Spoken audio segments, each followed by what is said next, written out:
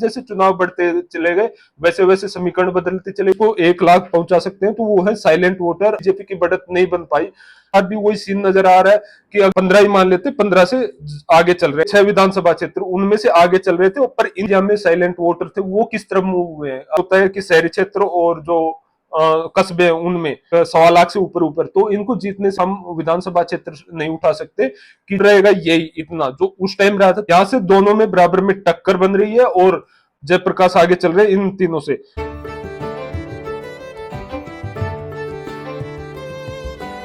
बाडा news देखने वाले सारे दर्शकों ने राम राम और नमस्ते। आज की इस वीडियो में आप एक बार फिर विश्लेषण करांगे हिसार लोकसभा क्षेत्र में हुए चुनाव का, जो 25 तारीख में संपन्न हुए और बहुत बढ़िया बड़ी शांतिपूर्वक तरीका से चुनाव संपन्न हुआ। तो उसमें भाई किस विधानसभा क्षेत्र थी, किस पार्टी के उम्मीदवार ने जीतने की संभावना है। मेन टक्कर तो है जेपी और रणजीत चौटाला के बीच, मतलब कांग्रेस और बीजेपी के बीच। तो देखेंगे भाई कौन से विधानसभा क्षेत्र में कौन सा प्रत्याशी आगे चल रहा है। भाई उस जो मैं आंकड़ा बताऊंगा उसमें कुछ ऊपर नीचे भी उसका जो एक मोटा मोटा नंबर निकल के आया है जो सर्वे, तो वो उस चीज की बात करेंगे आप।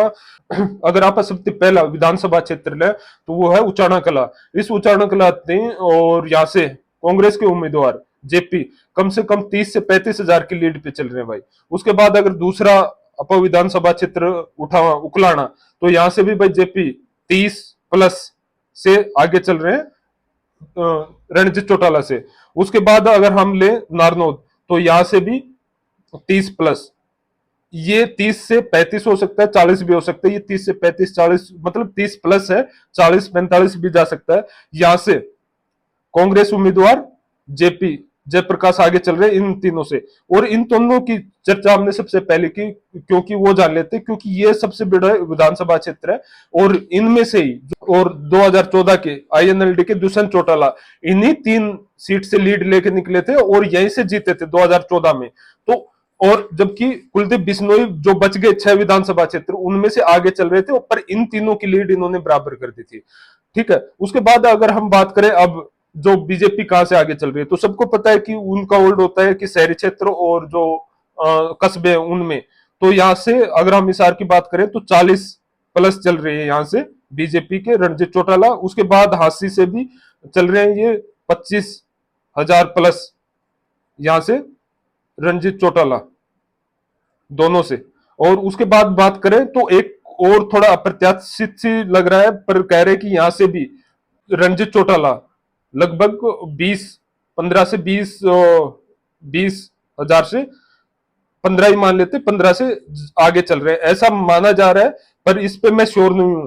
बाकी इन दो पे है, तो कुल मिला के ये जहां से उम्मीदवार आगे चल रहे हैं वो एरिया है। उसके बाद जो 3 बच गए, 1 2 3, यहां से दोनों में बराबर में टक्कर बन रही है। और जो पिछले वीडियो में हमने विश्लेषण किया उसमें कहीं ना कहीं हमने देखा था रणजीत चौटाला आगे चल रहे। जैसे जैसे चुनाव बढ़ते चले गए वैसे वैसे समीकरण बदलते चले गए। अब ये लग रहा है कि हाँ टक्कर बराबर की है और दोनों उम्मीदवार, अगर हम अब का सिर्फ इन 6 में देखें तो जेपी आगे चल रहे हैं, एक अच्छी लीड से आगे चल रहे हैं। अगर हम ये 3 का विश्लेषण देखें और 3 का थोड़ा सर्वे पे बात करें, तो इनमें क्योंकि जो एमएलए है वो बीजेपी के है, उसके बावजूद भी यहाँ पे बीजेपी की बढ़त नहीं बन पाई।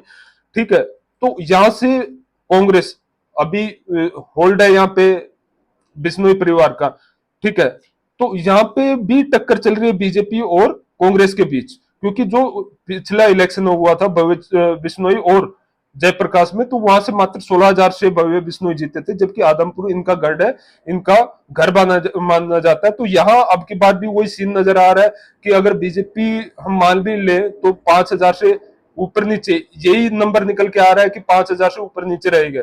उसके बाद हम बात करें नलवा की, यहाँ से भी एमएलए बीजेपी के हैं और यहाँ से भी सेम सिनेरियो बन रहा है। यहाँ से भी बीजेपी और कांग्रेस के बीच टक्कर है, मतलब रणजीत चौटाला और जेपी के बीच टक्कर है। और मतलब यहाँ से भी कुछ कंफर्म डाटा निकल के नहीं आ रहा है, साइलेंट वोट काफी थी यहाँ पे। और एक बात बता दूं कि पहले जब इलेक्शन स्टार्ट हुआ सभी उम्मीदवार घोषित हुए थे, उसके बाद ऐसे लग रहा था कि हाँ कहीं ना कहीं 8-2 की टक्कर रहेगी, 8 पे बीजेपी रहेगी। पर जैसे जैसे चुनाव बढ़ता चला गया हर कहीं मतलब टक्कर बढ़ती चली गई। और 2 चीजें आप कंफर्म बता देता हूँ। पहली कि अब की बार जो पिछली बार दो जो इंडिया में टॉप 10 जो सीट पे जहां पे जीत और हार का अंतर था, उनमें दो हरियाणा की थी, पहली थी करनाल और दूसरी थी फरीदाबाद, जहां से 654 और 645 का अंतर था। अब की बार हरियाणा में कोई भी सीट ऐसी नहीं होगी जहां से 2 लाख से ज्यादा का अंतर हो। मेरे को नहीं लगता 2 लाख से भी कहीं ज्यादा अंतर होगा। जैसे हमने पीछे विश्लेषण किया था भिवानी महेंद्रगढ़ के, तो वहां पे लग रहा था कि जो जीत और हार का अंतर रहेगा वो 50-60 के बीच रहेगा, ऐसे ही यहाँ पे लग रहा है। और डिपेंड करेगा दूसरा कि हर एरिया में साइलेंट वोटर थे वो किस तरफ मूव हुए हैं। अगर आप बात करोगे, सर्वे करोगे, बात पूछोगे, तो बहुत से ऐसे कैंडिडेट थे जो कुछ बता ही नहीं रहे थे, कुछ उम्मीदवार के बारे में बात ही नहीं कर रहे थे। वो काफी डिपेंड करेगा वो वोट कहां जाते हैं। तो अगर हम बात करें भवानी खेड़ा की, यहां से भी टक्कर है बीजेपी और कांग्रेस के बीच।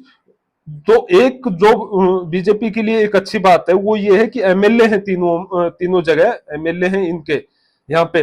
तो हम एक बढ़त मान के चल रहे हैं बीजेपी की, जो कि हो भी सकती है, नहीं भी हो सकती, कि इन तीनों में कहीं ना कहीं बीजेपी जीत के निकलेगी। तो कुल मिला के इस तरह से अगर इन तीनों एरिया में, ठीक है, उकलाना, उचाना और नारनौद, यहां से अगर जेपी को एक अच्छी लीड मिल जाती है, एक 1.25 लाख से ऊपर ऊपर, तो इनको जीतने से कोई नहीं रोक सकता। अगर 1.25 लाख 1.5 लाख की लीड मिल जाती है, 1.5 लाख तो कंफर्म है, फिर ये जीत के निकलेंगे, क्योंकि 2014 में भी ऐसे हुआ था, 1.25 लाख से ऊपर ऊपर इनको लीड मिली थी इन एरिया से, और बाकी से बराबर रहा था। सेम सिनेरियो अब की बार भी बन रहा है। ऐसा नहीं है कि पिछली बार की तरह यहाँ पे 3-14 का अंतर था जीत और हार का, वो नहीं रहेगा। अंतर रहेगा यही इतना जो उस टाइम रहा था 30-35 का, तो इतना ही रहेगा मैक्सिमम। इसको हम काउंट कर सकते हैं कि 50,000 तक का हम अंतर मान के चल सकते हैं, कि यहाँ पे 50,000 तक का अंतर रहेगा मैक्सिमम जो रहेगा। उससे ऊपर नीचे मुश्किल है, और उसको अगर 50 से ऊपर नीचे करने वाले कोई है, अगर इसको 1 लाख पहुंचा सकते हैं, तो वो है साइलेंट वोटर। वो कितना कुछ करते हैं इस मामले में वो देखा जाएगा। और यहाँ पे एक प्रचार प्रसार भी अच्छा रहा जो राष्ट्रीय नेताओं था, और जो बीजेपी की तरफ से भी काफी दमखम लगाया इस सीट पे। और क्योंकि दूसरी बात क्या है कि जेपी भी इस विधानसभा क्षेत्र से, लोकसभा क्षेत्र से नहीं आते हैं, और वो कैथल से आते हैं, जो कि हिसार लोकसभा क्षेत्र में नहीं है। ऐसे ही अगर हम बात करें रणजीत चौटाला की, तो एलन दूसरे विधानसभा क्षेत्र से जो यहाँ पे नहीं है वहां से है। तो एक तरह से हम दोनों कैंडिडेट को बाहरी कैंडिडेट मान रहे हैं। इस कारण कोई एक हम विधानसभा क्षेत्र नहीं उठा सकते कि जहां से हमें ये लगे कि यहाँ से एक मोटी लीड ले सकती है कोई भी उम्मीदवार। जैसे कि हम बात करें भिवानी महेंद्रगढ़ की, तो जो धर्मवीर सिंह आते हैं वो तोसाम से, तो हमें उम्मीद है तोसाम से वो एक अच्छी लीड लेके निकलेंगे, कि हो सकता है 50+ की लीड लेके निकल जाए, 70 भी हो सकता है, ऐसा नहीं है। और जैसे महेंद्रगढ़ से आते हैं रावदान सिंह, तो वो रावदान सिंह का एरिया और भिवानी महेंद्रगढ़ में आता है, तो इसलिए वहां से वो एक लीड अच्छी 50-60-70 कितनी भी ले सकते हैं। ऐसे इनका ना तो रणजीत चौटाला का कोई विधानसभा क्षेत्र है, और ना ही, हाँ, इन्होंने पिछली बार यहाँ से इलेक्शन जरूर लड़े थे आदमपुर से, पर वो उतना सफल नहीं हो पाए थे। तो कुल मिला के ये विश्लेषण है। और आपके मन में क्या ग्राउंड रिपोर्ट आपने ज्यादा से देखी है, तो वो आप बताएं, कमेंट बॉक्स में बताएं। और कमेंट बॉक्स खुला है, आपको क्या लगता है कौन जीत सकता है वो हमें बताएं, वो हम जानकारी इकट्ठी कर रहे हैं। और यहां तक हमारे साथ वीडियो बने रहने के लिए धन्यवाद। अगर आपके कोई सुझाव है तो वो आप कृपया कमेंट बॉक्स में बताएं, हम उन्हें लागू करने की कोशिश करेंगे। थैंक यू, धन्यवाद।